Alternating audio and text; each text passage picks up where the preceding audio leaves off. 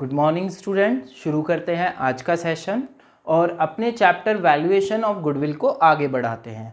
ठीक है, पिछले सेशन में मैंने आपको बताया था कि गुडविल क्या होती है, कितने तरीके की होती है और गुडविल कैलकुलेट करने की आवश्यकता क्यों पड़ती है। आज के सेशन में हम गुडविल कैलकुलेट करने की जो मेथड्स हैं, 3 मेथड्स मैंने आपको बताई थी। पहली एवरेज प्रॉफिट मेथड, दूसरी सुपर प्रॉफिट मेथड और तीसरी मेथड मैंने आपको बताई थी कैपिटलाइजेशन मेथड। आज के सेशन में हम एवरेज प्रॉफिट मेथड को स्टडी करेंगे।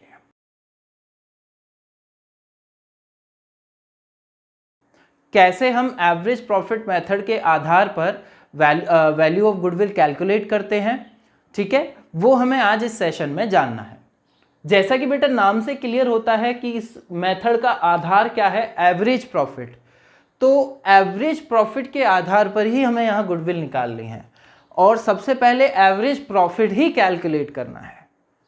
ठीक है, एवरेज प्रॉफिट आपको एवरेज निकालना आता होगा, आपने मैथ्स में पढ़ा होगा पहले, और अगर नहीं भी आता है तो मैं आपको फॉर्मूला बता देता हूँ। एवरेज प्रॉफिट हम कैसे निकालेंगे? एवरेज प्रॉफिट निकालने के 2 मेथड्स होते हैं। एक होता है simple average method, simple average profit, और दूसरा होता है वेटेड एवरेज प्रॉफिट। तो अभी हम केवल सिंपल एवरेज प्रॉफिट या नॉर्मली एवरेज प्रॉफिट को पढ़ रहे हैं। एवरेज प्रॉफिट कैसे निकालेंगे हम? Total profit upon number of years. Example के द्वारा समझते हैं।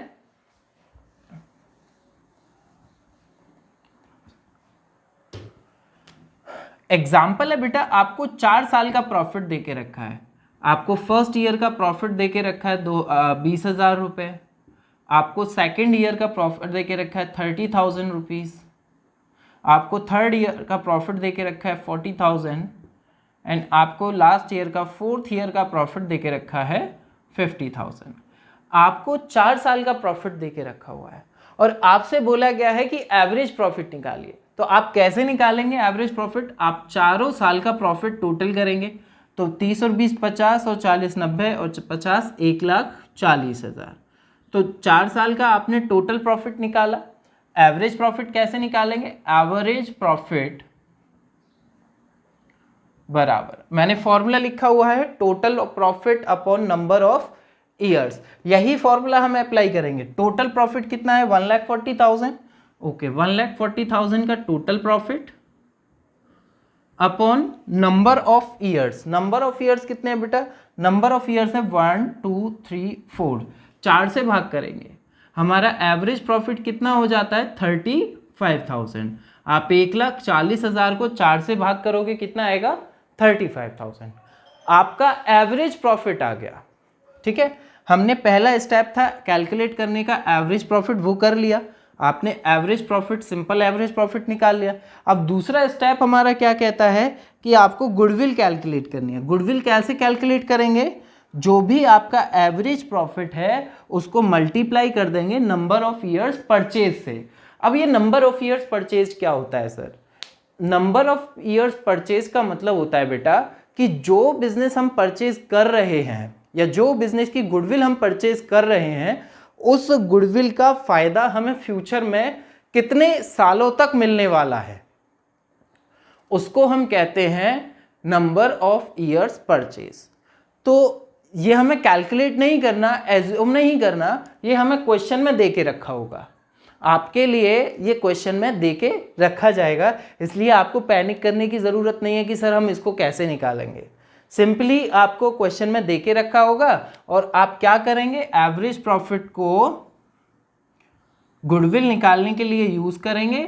और कैसे कर देंगे? एवरेज प्रॉफिट को मल्टीप्लाई कर देंगे किससे बेटा? Number of years purchase. For example, अगर इस क्वेश्चन में आपको number of years purchase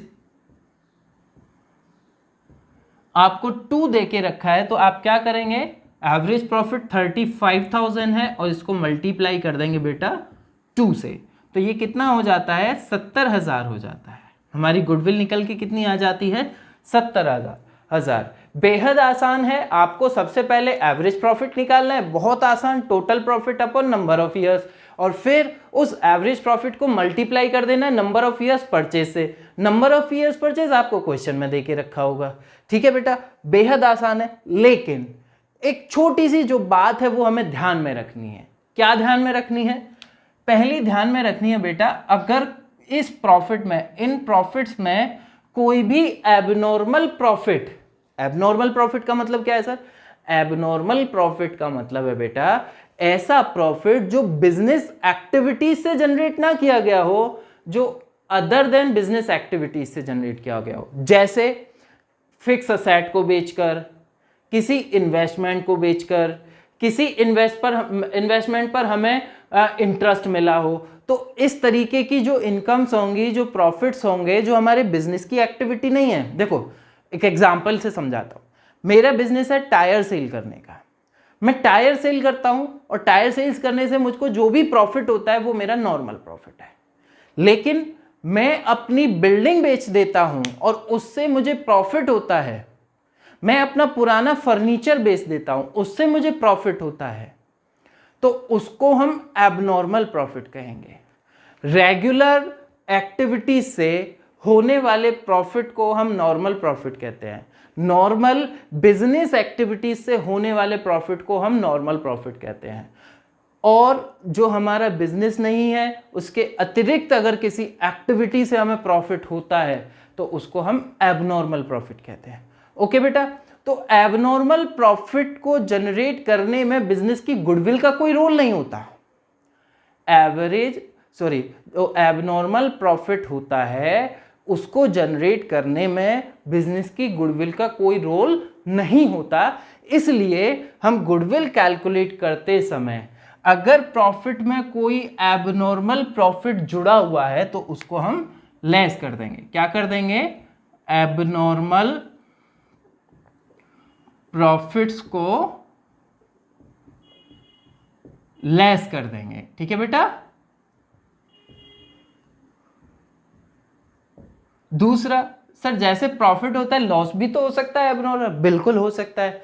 for example दुकान में आग लगने के कारण लॉस हो गया, कोई मशीन के टूटने के कारण लॉस हो गया, कोई एक्सीडेंट के कारण कोई लॉस हो गया।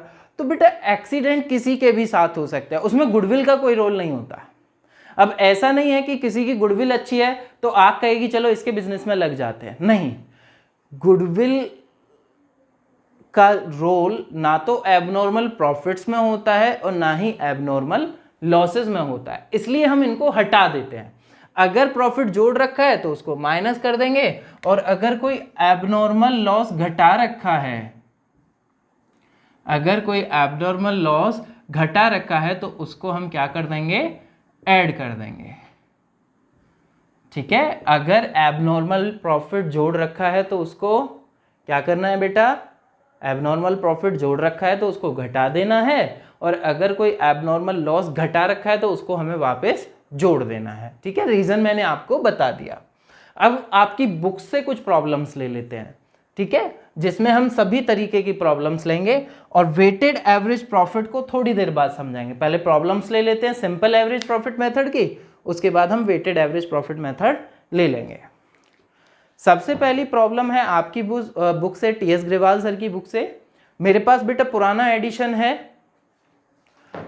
ठीक है, आप अपनी बुक से मैच कर लीजिएगा, कोई दिक्कत नहीं है, क्योंकि मेरे पास 2018 एडिशन है। ठीक है, okay. Problem number 1 is goodwill is to be valued at 3 years purchase of 4 years average profit. आपको गुडविल कैसे निकालनी है? 3 years purchase of average 4 years profit, जो पिछले 4 साल का एवरेज प्रॉफिट है। पहले आपको एवरेज प्रॉफिट निकालना है और उसको नंबर ऑफ ईयर्स परचेज 3 से मल्टीप्लाई कर देना है, जैसे अभी हमने जस्ट किया था। करके देख लेते हैं इसको।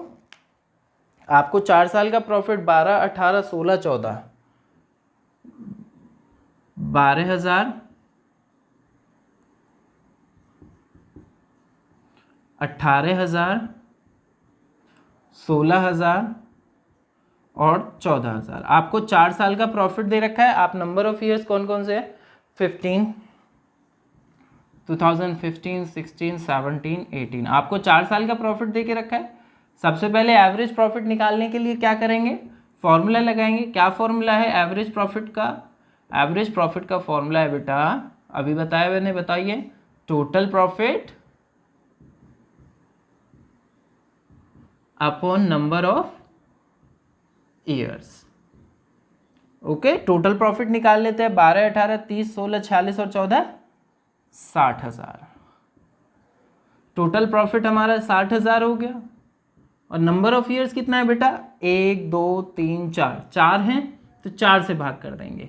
हमारा एवरेज प्रॉफिट कितना आ गया? 15,000। अब गुडविल निकालना है। गुडविल कैसे निकालेंगे? गुडविल निकालने के लिए इस एवरेज प्रॉफिट को मल्टीप्लाई कर देंगे किससे बेटा? नंबर ऑफ ईयर्स परचेज से।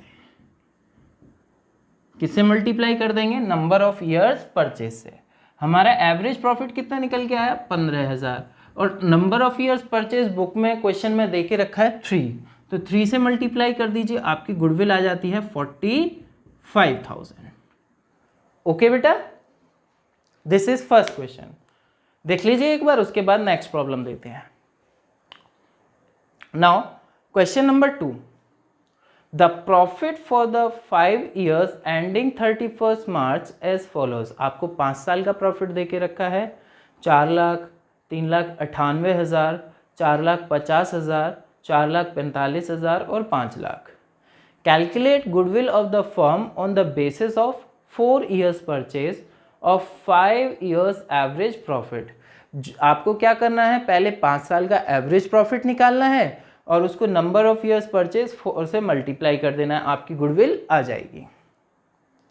Problem number 3, calculate value of goodwill on the basis of 3 years purchase of average profit of preceding 5 years which were as follows. आपको 5 साल का प्रॉफिट देके रखा है, क्या करना है? नंबर ऑफ ईयर्स परचेज भी आपको 3 देके रखा है, तो आप क्या निकाल देंगे? गुडविल निकाल देंगे। पहले एवरेज प्रॉफिट निकालेंगे और फिर उसको नंबर ऑफ ईयर परचेज से मल्टीप्लाई करके गुडविल निकाल देंगे।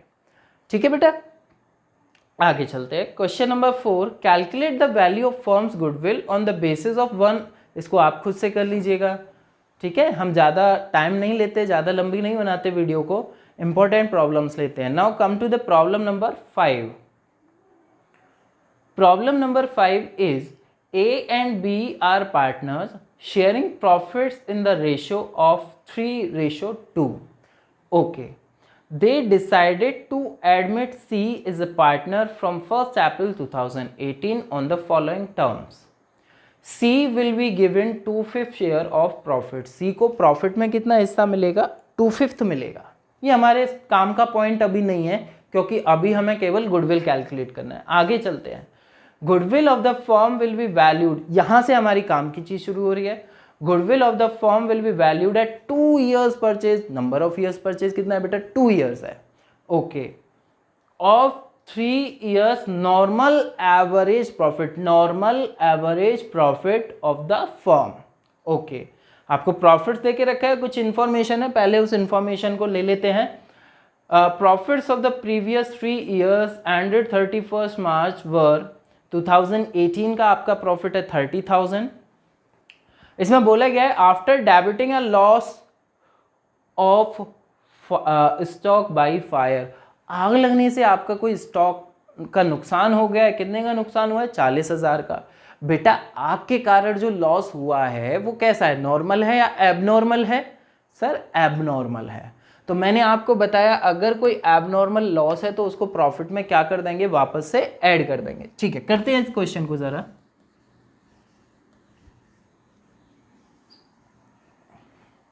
आपको 2018 का प्रॉफिट दिया है 30,000। 2018 का प्रॉफिट है 30,000 और इसमें बताया है कि आपने एक एबनॉर्मल प्रॉफिट है, कितने रुपए का एबनॉर्मल प्रॉफिट है बेटा? 40,000 का, उसको घटा रखा है, तो हम जोड़ देंगे। क्यों? क्योंकि एबनॉर्मल प्रॉफिट्स का कोई रोल नहीं होता, एबनॉर्मल लॉसेस का कोई रोल नहीं होता, इसलिए अगर कोई लॉस घटा के रखा है तो उसको वापस जोड़ दीजिए। तो हमारा 2018 का प्रॉफिट कितना हो जाता है? 70,000। नेक्स्ट 2019 के बारे में 17 के बारे में बोला है। 2017 लॉस है 80,000 का। Okay, includes voluntary retirement compensation paid, हमने कोई एबनॉर्मल लाइबिलिटी पे की है, एबनॉर्मल लॉस है, ठीक है, कितने का, 1,10,000 का, तो इसको भी वापस ऐड बैक कर देंगे। 2017 में हमारा लॉस है 80,000 का, ठीक है, एक लॉस है 1,10,000 का, वो हमने घटा के रखा है तो उसको वापस जोड़ दीजिए, और इस तरीके से ये लॉस प्रॉफिट में तब्दील हो जाता है 30,000 रुपए के में। ओके बेटा, नेक्स्ट देखेंगे प्रॉफिट ₹1,10,000, 2016 का प्रॉफिट है 1,10,000। Okay, profit ₹1,10,000 including a gain, इसमें एक प्रॉफिट शामिल है, गेन प्रॉफिट शामिल है 30,000 on the sale of fix asset. मैंने आपको बताया था फिक्स असेट को सेल करने से, इन्वेस्टमेंट को सेल करने से जो भी प्रॉफिट हुआ है वो कैसा है, एबनॉर्मल है, और अगर एबनॉर्मल प्रॉफिट कोई इंक्लूडेड है तो उसको घटा देना है। यहाँ पर हम 1,10,000 में से 30,000 का जो एबनॉर्मल प्रॉफिट है जो फिक्स असेट को सेल करने से प्राप्त हुआ है उसको हम घटा देंगे। तो 1,10,000 में से कितना घटा देंगे बेटा, 30,000 का, कितना हो जाता है 80,000। ओके, अब हम टोटल प्रॉफिट करेंगे, कितना हो जाएगा 1,80,000। एवरेज प्रॉफिट निकाल सकते हैं, कैसे निकालेंगे average profit, total profit 1,80,000 upon number of years 1 2 3, 1,80,000 को 3 से भाग करेंगे, कितना आएगा 60,000। एवरेज प्रॉफिट 60,000 आ जाएगा, और फिर उसको हम मल्टीप्लाई करेंगे किससे बेटा, नंबर ऑफ ईयर्स परचेज से। ओके, करिएगा इसको, और इससे अगली जो भी प्रॉब्लम है वो भी लगभग इसी तरीके से है। मैं एक बार इसको केबल और केबल थोड़ा सा पार्ट पढ़ रहा हूँ, चलिए पूरा ही पढ़ देता हूँ। X and Y are partners sharing profits and losses in the ratio 3:2. They admit Z into partnership for 1/4 share in the goodwill. Okay. Z brings his share of goodwill in cash. Irrelevant for us. Goodwill for this purpose calculated at 2 years purchase. यहाँ से हमारी information शुरू होती है हमारे काम की। 2 साल नंबर ऑफ ईयर्स परचेज है, ठीक है। एवरेज प्रॉफिट पास 3 ईयर्स का निकालना है। ओके, प्रॉफिट्स देके रखे हैं 2016 का 50,000 है, including profit on sale of asset 5,000। जो प्रॉफिट ऑन सेल है एबनॉर्मल प्रॉफिट है, माइनस कर देंगे। उसके बाद 2017 का लॉस है 20,000, एबनॉर्मल लॉस 30,000 रुपये का घटाया हुआ है, उसको ऐड कर देंगे। उसके बाद 2018 में प्रॉफिट है 70,000 का, including insurance claim received 18,000 and interest on investment and dividend received 8,000। तो इन्वेस्टमेंट से जो इनकम हुई है, इंश्योरेंस से जो इनकम हुई है वो हमारी एबनॉर्मल इनकम है। इन दोनों को ही हम माइनस कर देंगे 70,000 में से, और हमारा क्या निकल के आ जाएगा, नॉर्मल प्रॉफिट्स निकल के आ जाएंगे। उनको आधार पर लेकर क्या कर देंगे, हम एवरेज प्रॉफिट कैलकुलेट करेंगे, उसके बाद गुडविल कैलकुलेट करेंगे। 7 क्वेश्चन आप खुद से कीजिएगा। अब हम अपने अगली मेथड पे आते हैं। हमारी नेक्स्ट मेथड है बेटा वेटेड एवरेज प्रॉफिट। जो हमारी एवरेज प्रॉफिट मेथड है और जो हमारी वेटेड एवरेज प्रॉफिट मेथड है वो बिल्कुल सेम है, कोई डिफरेंस नहीं है। बस एक छोटा सा काम हमको बढ़ा देना है। क्या बढ़ा देना है मैं बता देता हूं। चलिए एक बात बताइए पहले मुझे, मैं 6th क्लास में एक बहुत ही अच्छा स्टूडेंट था, मेरे 90% मार्क्स आते थे। 6th क्लास में मैं बहुत अच्छा स्टूडेंट था, मेरे 90%, 95% ऐसे मार्क्स आते थे।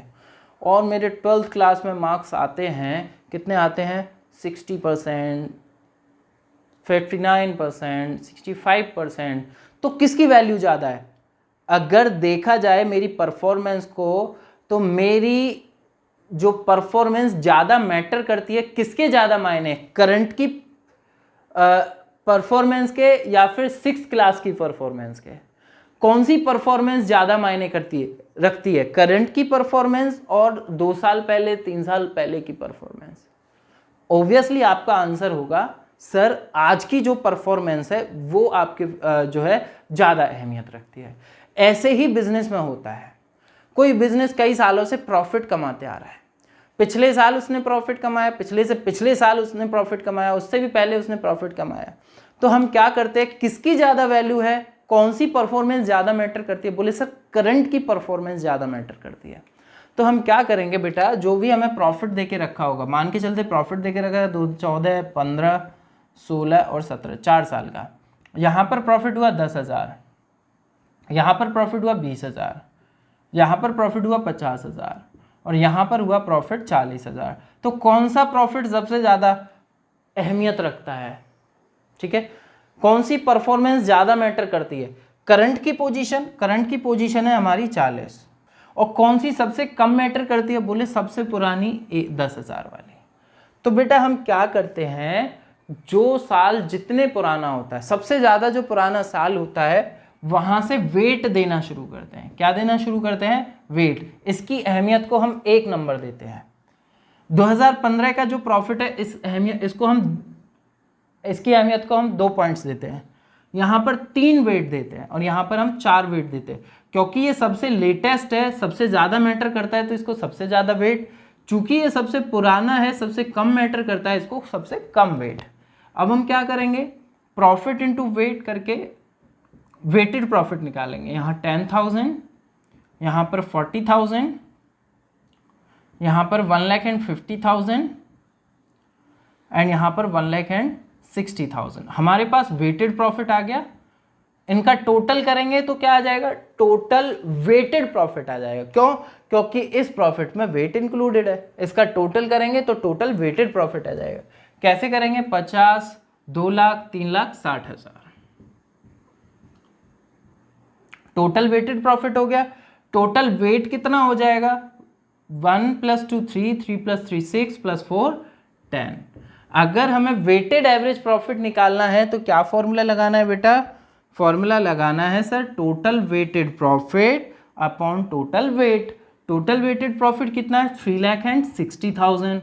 टोटल वेट कितना है? बोले सर 10 है। तो हमारा एवरेज प्रॉफिट कितना निकल के आ जाएगा? हमारा एवरेज प्रॉफिट निकल के आ जाएगा बेटा 36,000। और इस एवरेज प्रॉफिट को मल्टीप्लाई कर देंगे किससे? नंबर ऑफ ईयर्स परचेज से। क्या निकल के आ जाएगा? हमारा गुडविल निकल के आ जाएगी। ओके, एक बार देख लीजिए, फिर उसके बाद प्रॉब्लम्स लेते हैं।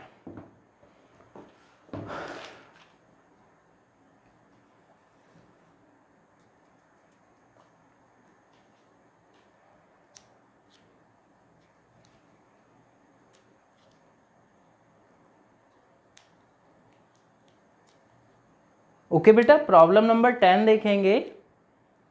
क्या कहता है problem number 10? Profits of a firm for the year ended 31 March for the last 5 years वर। आपको पिछले 5 साल के प्रॉफिट देके रखे हैं। 2014 का 20,000, 15 का 24,000। तो लिख लेते हैं, लिख कर करके देखते हैं। तो इसको हटा दें।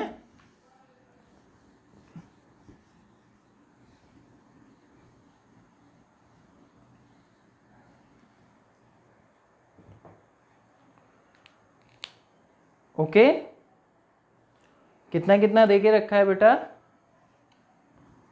2014 का 20,000, 2015 का 24,000, 2016, 2017, 2018।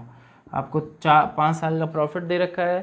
30, 25 और 18। 30,000, 25,000 और 18,000 पिछले 5 साल का प्रॉफिट हो गया बच्चे। ओके, आगे चलते हैं। आगे बोला गया है बेटा, calculate value of goodwill on the basis of 3 years purchase of weighted average profit after assigning weights 1, 2, 3, 4 and 5 respectively to the profits for the years ended 14, 15, 16, 17, 18 respectively. आपको वेट्स देने हैं। 2014 को 1, 15 को 2, 16 को 3, 17 को 4 और 18 को 5। ठीक है, वेट दे दिया, वेट से मल्टीप्लाई कर दीजिए। तो यहाँ पर कितना आएगा बेटा? 20,000। यहाँ पर 48,000। ये हमारा वेटेड प्रॉफिट निकल के आ रहा है। यहाँ पे 90,000, यहाँ पे 1 लाख और यहाँ पे फिर से 90,000। तो हमारा वेटेड प्रॉफिट आ गया। जब इसका टोटल कर देंगे तो क्या निकल के आ जाएगा, टोटल वेटेड प्रॉफिट। ओके, कितना आ जाएगा ये, 3,48,000। और यहां पर वेट्स कितने हैं, वेट्स का भी टोटल कर लीजिए आप, कितना आएगा 15।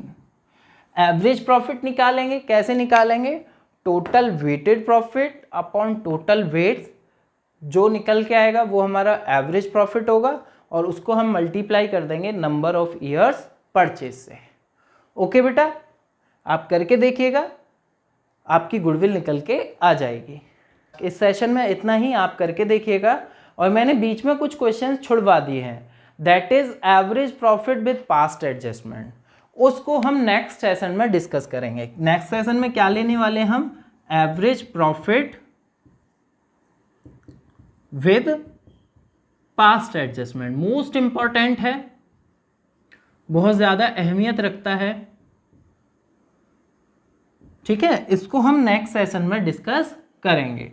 तब तक आप वेटेड एवरेज प्रॉफिट मेथड और सिंपल एवरेज प्रॉफिट मेथड्स की प्रॉब्लम करके देखिए।